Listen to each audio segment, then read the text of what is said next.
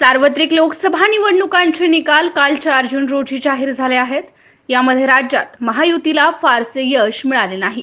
मात्र काही ठिकाणी अटीतटीच्या लढतीमध्ये महायुतीचा गड समजला जाणाऱ्या मतदारसंघामध्ये महायुतीच्या उमेदवारांनी बाजी मारली आहे। यात प्रामुख्याने रावेर लोकसभा मतदारसंघाचा समावेश आहे। या मतदारसंघात भाजपाच्या रक्षा खडसे यांना तिसऱ्यांदा पक्षाने उमेदवारी दिली होती।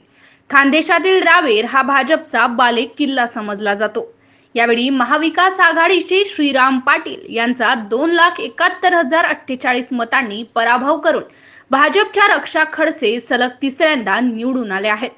त्यांना मलकापूर मतदारसंघातील मतदारांनी मोलाची साथ देत रक्षा खडसे यांना मलकापूरमधून 1,02,467 इतक्या भरघोस मतांनी आघाडी दिली आहे।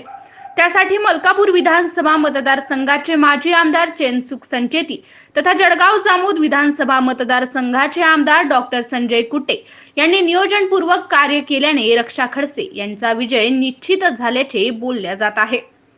MCN न्यूज मराठी करिता अनिल कुमार गोठी, मलकापूर। आज रावेर लोकसभा मतदारसंघामध्ये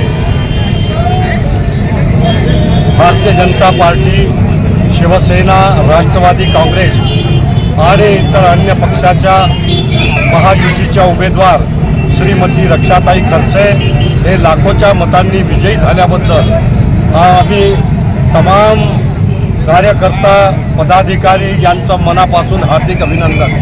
त्याचबरोबर या मतदारांनी जे त्या प्रचंड मताधिक्याने निवडून दिलं त्यांचे सुद्धा जाहीर आभार या ठिकाणी व्यक्त करतो आणि भविष्यामध्ये असेच आशीर्वाद आम्हा सर्वांना मिळू दे हीच ईश्वरचरणी प्रार्थना करतो। जय हिंद, जय भारत।